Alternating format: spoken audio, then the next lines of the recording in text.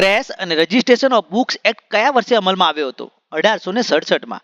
Press અને registration of books એક્ટનો મુખ્ય ઉદ્દેશ્ય શું છે? છાપવામાં આવતી તમામ પુસ્તકો અને અખબારોની નોંધણી સુનિશ્ચિત કરવી. પ્રેસ અને રજિસ્ટ્રેશન ઓફ બુક્સ એક્ટ કઈ સરકાર દ્વારા લાવવામાં આવ્યો હતો? બ્રિટિશ ગવર્મેન્ટ દ્વારા. આ અધિનિયમ હેઠળ પુસ્તક પ્રકાશની ફરજ શું છે? એક નકલો રાષ્ટ્રીય પુસ્તકાલયને મોકલવી. પ્રેસ અને રજિસ્ટ્રેશન ઓફ બુક્સ એક્ટ હેઠળ પ્રકાશિત દરેક પુસ્તકની કોપી ક્યાં મોકલવી જરૂરી છે? રાષ્ટ્રીય પુસ્તકાલય, Calcutta. Registrar of newspaper for India કઈ રીતે જોડાયેલો છે? આ અધિનિયમ હેઠળ રચાયેલ એક સત્તાવાર પદ તરીકે. આરએનઆઈ નું મુખ્ય કાર્ય શું છે? અખબારની નોંધણી અને માન્યતા આપવી. પ્રેસ અને રજિસ્ટ્રેશન ઓફ બુક્સ એક્ટ હેઠળ પ્રકાશક માટે ફરજિયાત શું છે?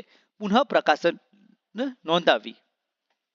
પ્રેસ અને રજિસ્ટ્રેશન ઓફ બુક્સ એક્ટ અંતર્ગત બુકનો અર્થ શું થાય છે? છપાયેલ કોઈ પણ દસ્તાવેજ જે વિતરણ માટે હોય. પ્રેસ અને રજિસ્ટ્રેશન ઓફ બુક્સ એક્ટને કયા કાયદા દ્વારા સંશોધિત કરવામાં આવ્યો હતો? પ્રેસ લો અમેન્ડમેન્ટ એક્ટ.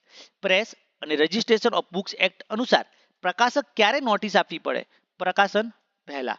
પ્રેસ અને રજિસ્ટ્રેશન ઓફ બુક્સ એક્ટ અંતર્ગત અખબારના નોંધણીનું પ્રમાણપત્ર કોણ આપે છે? Registrar of newspaper for India. Press અને રજિસ્ટ્રેશન ઓફ બુક્સ એક્ટ શું આઈએસબીએન ફરજિયાત છે? ના. પ્રેસ અને રજિસ્ટ્રેશન ઓફ બુક્સ એક્ટ હેઠળ રિપોર્ટિંગ કે ડિક્લેરેશન કોણ કરે છે? પ્રકાશક દ્વારા. પ્રેસ અને રજિસ્ટ્રેશન ઓફ બુક્સ એક્ટ હેઠળ કઈ બાબત દંડનીય છે? નોંધણી વગરનું પ્રકાશન. પ્રેસ અને રજિસ્ટ્રેશન ઓફ બુક્સ એક્ટ હેઠળ પ્રકાશકના પદમાં ફેરફાર થાય ત્યારે શું જરૂરી છે? નવી ડિક્લેરેશન આપવી પડે. પ્રેસ અને રજિસ્ટ્રેશન ઓફ બુક્સ એક્ટ હેઠળ પ્રકાશિત કોપી મોકલવાનો હેતુ શું છે? રાષ્ટ્રીય દસ્તાવેજીકરણ અને સંરક્ષણ. પ્રેસ અને રજિસ્ટ્રેશન ઓફ બુક્સ એક્ટ અંતર્ગત ડિક્લેરેશન ફોર્મ કોણ ભરે છે? પ્રકાશક. પ્રેસ અને રજિસ્ટ્રેશન ઓફ બુક્સ એક્ટ કઈ પ્રકારના પ્રકાશનોને આવરે છે? અખબાર અને પુસ્તકો બંને પ્રકારના. પ્રેસ અને રજિસ્ટ્રેશન ઓફ બુક્સ એક્ટ હેઠળ ડિફોલ્ટ કે ઉલ્લંઘન પર શું થઈ શકે છે? દંડ.